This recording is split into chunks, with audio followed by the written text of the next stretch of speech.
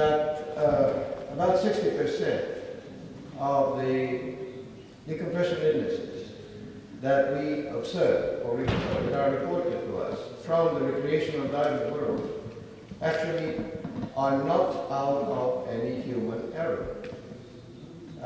It was believed that decompression illness is human error. That's not true. How can you call an error something that occurred after you have respected all the technical regulations and directions? Most of the current decompression illness cases actually come from dives that should not have caused a decompression illness. Only 42% came from errors. Therefore, we started a project years ago together with America. They call it PDE, Project Dive Exploration. We call it Diving Safety Lab. Since inception in '95 up to now, on our European side, we have over 65,000 monitored dives, including electronic dive profiles, questionnaires, and in quite many thousands of them, Doppler recording of circulating bubbles. Therefore, we could make some analysis and comparisons, and the most important and striking observation that we happened to make was that there was a direct relationship between high grades of circulating bubbles and the fast tissues, the tissues with the shorter half-time.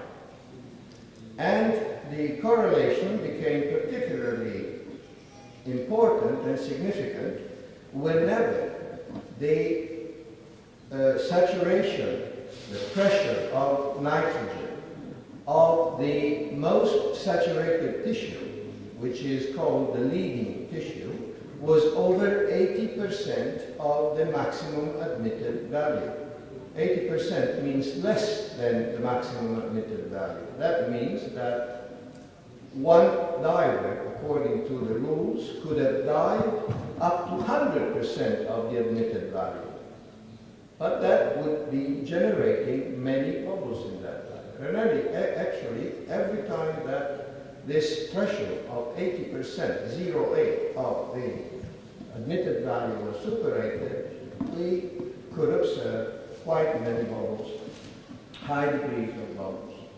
Therefore, we started some laboratory dives, real dives, but with predefined times and depth.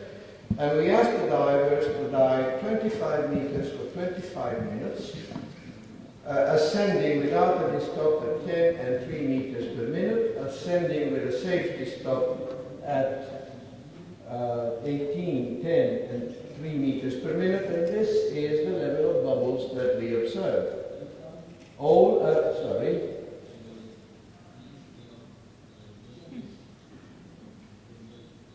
above the high bubble grade level.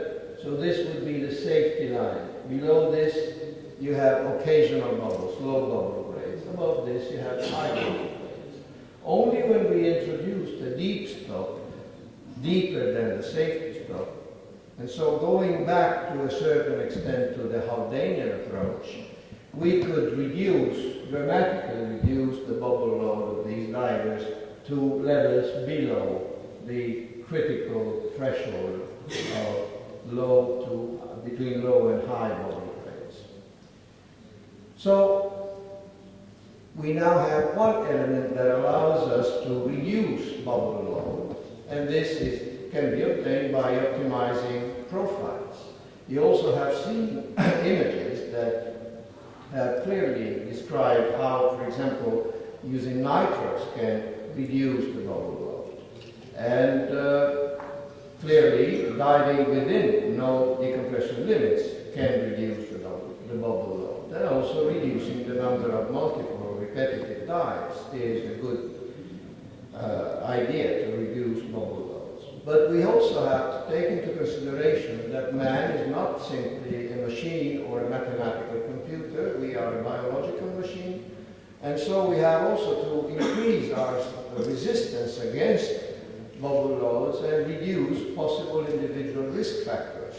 For example, fitness, We have talked about this earlier today. For example, hydration, because we should avoid dehydration. And we can also enhance the resistance against the decompression stress by doing what has been already mentioned by Dr. Cott. For example, when talking about oxygen before the dive, and he considered that a precondition. There are many other ways also to precondition. Now, in order to start thinking about working on data and having numbers, enough numbers to work on, we need many dives collected into a harmonically organized database. Therefore, we put together an integrated dive data collection system, and the novelty is that it is the divers, it is you who are collecting these data, it is you who are becoming field research technicians and field research operators. In other words, it is you to become active part of research in diving medicine and safety. We do so through this software called Immersioni and through an advanced field laboratory. The tools are any computer you use, because our software is compatible with all the computers now present in the market. Our software allows us to analyze mathematically your dive profile, understand at what level of supersaturation we are in the various tissues that we are considering. It allows us to have a precise, detailed image of your ascent with not only median speed of ascent, but instant speed of ascent at any given time. It allows us to compare your dive profile with all the existing algorithms, and also to compare that with an original algorithm that we have just finished developing and that we will probably start using in the field. But for your information, this algorithm has now allowed us to spot and identify as risky dives 97% of the accidents that would have been considered undeserved, that famous 60% of unexplicable recreational diving accidents.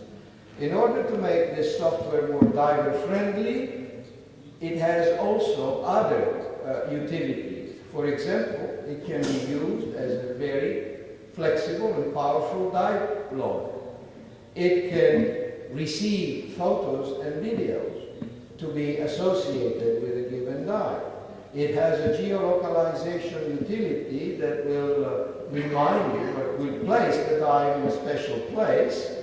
And since we are also caring about the preservation of the environment, it allows agreements such as the one we just signed with Cousteau, with the son of Jacques Cousteau and Cousteau divers, to put together the two missions of preserving human life and human health, divers' health, and the environment, so that our data collection system and the logbook that I showed is now actually used also to monitor what Pierre-Yves Cousteau called the Cousteau dives, which are made to observe the changes of the marine environment, flora and fauna, actually to observe the changes in comparison to the pictures and observation that his father made 30 and 50 years ago.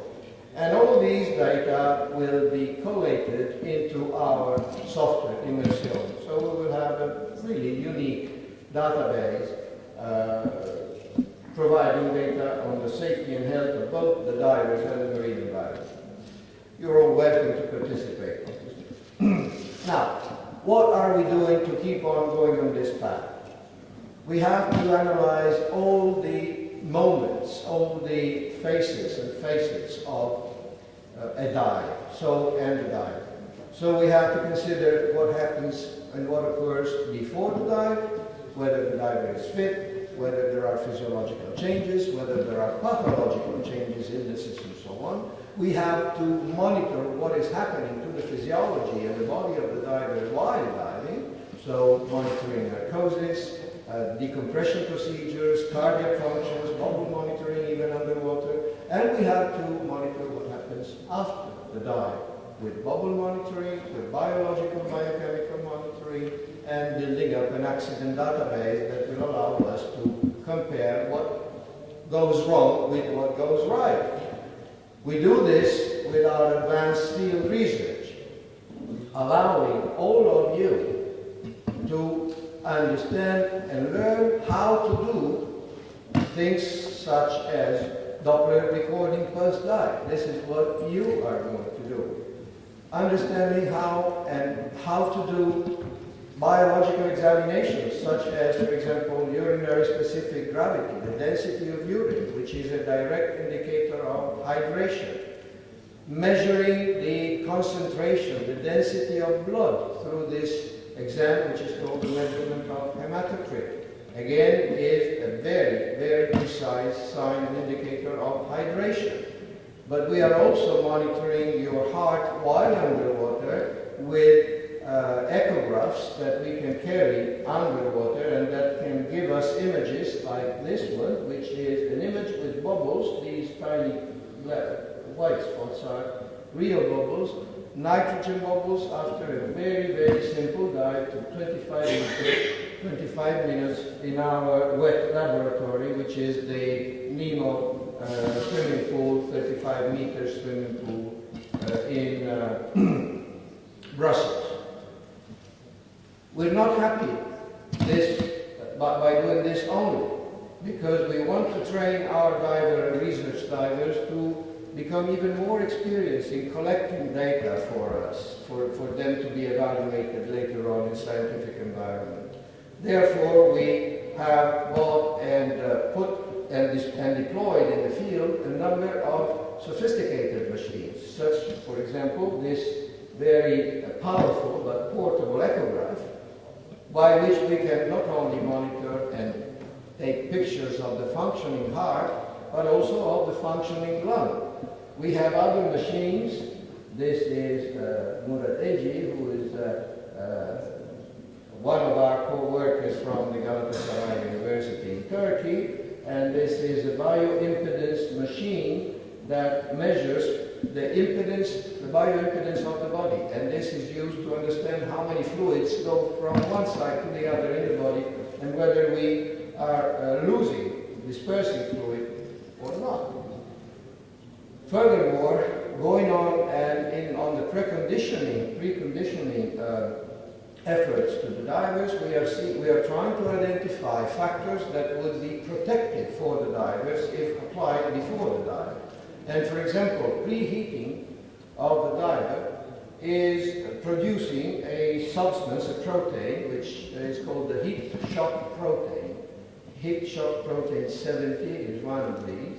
This can be measured in the serum, in the blood of the diver, and by applying some heat to the diver with these portable saunas that we can deploy in the field, we can actually achieve the required amount of heating. You will see that we're not cooking divers because they're quite happy, but they will end up with a lot more protection in their body, protection against cellular stress, which is a part of the process of decompression images. Now I will show you some scientific data. This is a reduced hematocrit, ready to accept that this is understandable, because we all think and thought that diving dehydrates you. So what happens? There is something that doesn't really match here. In fact, when monitoring hydration of the diver and measuring the density of blood between two dives and after the second dive, we saw that the hematocrit increased. So we really had a dense, dehydrated blood. What happened?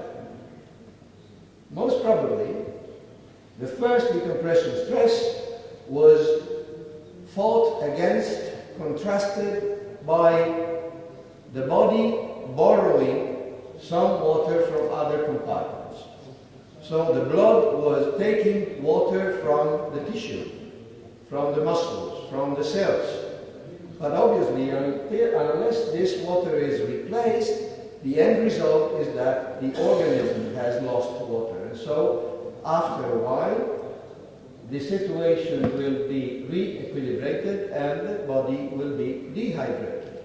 On a second dive, there is no more reserve, and the second dive will produce an even higher dehydration of the dive.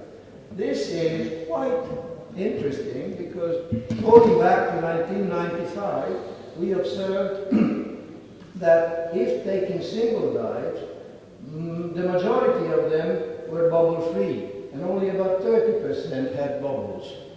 Whereas when taking repetitive dives, 67% of them were highly bubbling, and only less than 40% were bubble-free. How come? Dehydration has an importance here, but there is another reason why hydration is important, and this is surface tension. Surface tension is a pressure force that keeps bubbles either tiny or big. The surface tension is a physical force, is a pressure that is proportional to the radius of a bubble. Is 3 times, a cubic proportion. So if you have a very, very tiny bubble, it's an inverse proportion, reverse proportion. If you have a very tiny bubble, you have a very high surface tension, pressure keeping the bubble together. If you have a very big bubble, the surface tension is low, and the bubble will eventually explode. If the surface tension is very high, the bubble will eventually shrink and collapse. Therefore, surface tension is important for bubbles. But look at what happens when you measure surface tension in body fluids. For example, in urine. And why urine? Because urine tells us the density, the surface tension of the blood as well. Look what happens. This is specific gravity. This is dense urine, a dehydrated diver, and you have low surface tension. Low surface tensions equals little pressure to keep the bubble together. Bubbles expand. If you have a diluted urine with a specific weight gravity similar to water, you have a very high surface tension. Surface tension is high, pressure on the bubble is high, bubbles are contrasted in their expansion. Therefore, being hydrated helps you because it keeps you, among all the other modalities, to keep your bubbles small. In fact, this is the difference after a 45-meter, 20-minute dive that we performed together with the French Navy, because they can ask their divers to dive those dives. This is the difference in bubbles in the same subjects after that dive between normal hydrated, not even hypohydrated, and hyperhydrated dives. What is the take-home message? Drink lots of fluid, watch and monitor your urine. If you see your urine too yellow, or if you don't urinate enough, you are not enough protected. You should be urinating frequently, and your urine should be clear as water to be really protected. Don't drink massive amounts of fluid. You don't need to drink 1.5 liters. You need to drink regularly, say 250 mils every 20 to 30 minutes, before, between, and after the dives. This is one of the most important protecting factors at the moment. Another thing that was curious to see was the effects of vibration in dives. This comes from an old story of the Marseille coast, where divers used to say that when going through the dive, they were going full speed because the vibration would shake off the bubbles. But when coming back, they would go very slow because they didn't want to disturb the bubbles. So we vibrated the divers, and we vibrated them in a very comfortable manner, as you can see, on vibrating mats. Surprise, surprise. No vibration, bubbles. After vibration, 30 minutes of vibration, bubbles dramatically reduce. Why so? Even after effort, and we even tested that on the usual very heavy dive. Why so? It is not a mechanical, it is not only a mechanical displacement. There is a direct biological effect. This blue vessel is a lymphatic vessel. This is a vein and an artery. This blue vessel is the same lymphatic vessel after vibration. Pretty larger. The diameter has increased. The lymphatic vessels are a parallel way of captation of bubbles, and therefore the drainage capacity of the lymphatic vessels is increased after vibration. And this actually has been proven by us with a radioactive testing, measuring the captation, the lymphatic captation of technetium-99, which is a radioisotope. And this is the captation of normal controls, and this is how much captation, lymphatic captation increases after vibration. So we have an alternative way to reduce or mitigate the bubble load by increasing the possibility to get rid of them, after all, to purge your body of bubbles better. We are putting all these things together in a program that unites vibration, heating, hydration, even oxygen preconditioning, together with other very pleasant things, because vibrating is pleasant, such as chocolate, because chocolate actually implies giving the body substances that are protecting against stress. It's antioxidant, powerful antioxidant substances, besides being powerful. But mind you, it should not be milk chocolate. It should be dark chocolate with at least over 76% cocoa, because that is the one that has the most the highest content of antioxidants. Now, if we treat a diver this way, and believe me, this is really treating divers well, it's giving them a treat. Actually, we call it wellness diving. And this is a project that we are starting in some dive resorts in in areas such as the Maldives or so on, but it's pleasant to relax and be preconditioned this way. We have very, very interesting results.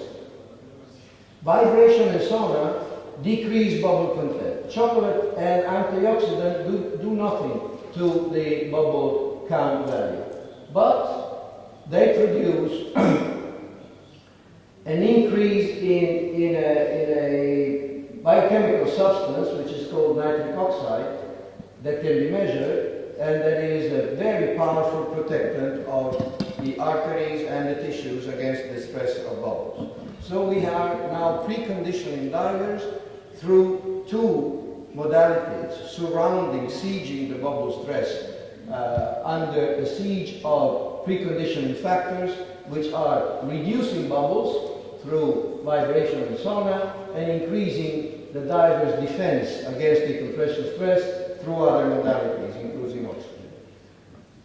This is the main line of research. We do other research, such as a project monitoring cardiorespiratory function during diving using rebreathers. This is the diver wearing a monitor, such as applying all these things when dealing with altitude exposure. We do the flicker test that has been illustrated by Professor Balestra this morning, and this is the same thing that Tino showed with regard to the changes in the flicker test and its relationship with nitrogen narcosis. This is the result of our analysis of nitrox versus air when compared to bubble production, and Dr. Cott has illustrated that before, so there is an actual advantage of using nitrox even with equivalent air depth times. Of course, we are also studied, and actually we completed the patent for Ramon Valley diver study. We have a running study on headache and diving. We are particularly careful about what can happen to handicapped divers while diving. We have a running project on diabetes and diving. This is particularly sophisticated. It's done with large groups of colleagues who are diabetologists, specialists in diabetes, and this is a device by which they actually keep a continuous glucose monitor with them during the dive so that we have an idea of how glucose is behaving during the dive. We are doing a very complex study together with Dan America and the University of Pennsylvania on this strange thing, microparticles in blood. What are microparticles? It's something that could be defined as cellular dust. So they are the result of cellular destruction. And in particular, we are interested in the results of cellular destructions of platelets and the white blood cells, because these are the cells that are more affected by bubbles in the blood. The microparticle is a result of a destruction of the cell when attacked by a foreign body, such as the bubble. So they produce buds, they bud, and then they release small microparticles as an effect of their destruction. And look, this is pre-dive, and this is how many microparticles you have more than before the dive, after you have dived. And this is actually a real white blood cell. This is a real microparticle coming from the destruction of a platelet. And what do? They attack the white blood cell. They adhere to the white blood cell, and the white blood cell doesn't like it, becomes angry, becomes activated. And when a white blood cell is activated, the white blood cells are the guards of our blood. They attack microbes, they attack anything which is considered as a foreign body. So the white blood cell, when angry, gets very nasty. And it starts attacking everything. And it starts attacking its own cells, the layers of the inner layer of the arteries and veins. And what does it do? It disrupts their continuity, it goes through them, and it actually extravasates, as we say.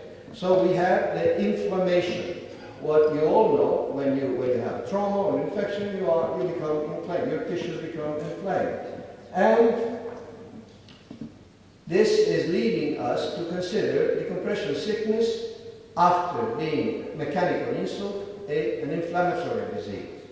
The nice thing is that we can contrast it, because if we do nothing, this is the level of microparticles we would get after a dive, but we could contrast them with polyethylene glycol, the same thing that you put in your cars to avoid freezing during the winter. Obviously a little refined with respect to what you put in your car, and also a particular antibody which contrasts the action of a particular trophic. We do also research on deep apnea, and for those of you who do breath-hold diving, just know that breath-hold diving, if continuously performed and used, can actually be good for your blood, because by going up and down, you actually stimulate your blood to produce more hemoglobin. This is what came out of our... Even if you have to be careful, because if you go too close to your limit, your lung will suffer and will produce something which is very close to pulmonary edema, which we call comet. This is a comet, and this is a sign of excessive hydration of your lung, which is a response to an apnea and even a diving stress, which is too close to your limit. So again, dive your, as Dan said, do not dive your sea kite, dive your experience, dive your capability. Do not stress your limits. How can you do all this? Because the nice thing of my presentation is to make you understand that it is you who are collecting these data. We, on the other side, are analyzing their results. We are splitting the data collection in two parts. One is data collection in the field, and being this done by the diver means that we can get lots and lots of data, and then we will do the analysis. This is our scheme. We have a pyramid or a concentric situation that allows divers to collect data, transmit them to a diving safety lab base, and then send them through the internet to then headquarters. We train all over Europe free of charge. This is another free of charge thing that we do together with the programs that Francois Bormann illustrated to you. We train research operators, which is the first step. They are upgraded then to research technician to use the, for example, the Doppler probes, then to research specialists so that they are also trained to collect biological samples such as urine or blood, and up to the advanced research specialists that we are now training to also be able to do cardio and pulmonary echography in the field. The results, we don't speak nonsense or wishful thinking. What I told you so far has been published in international scientific journals. We have over 140 publications in reputed peer-reviewed journals. This is just one that is actually collating the result of 100 years of studies in general. Why we do so? To improve diver safety together with you towards a better diving world.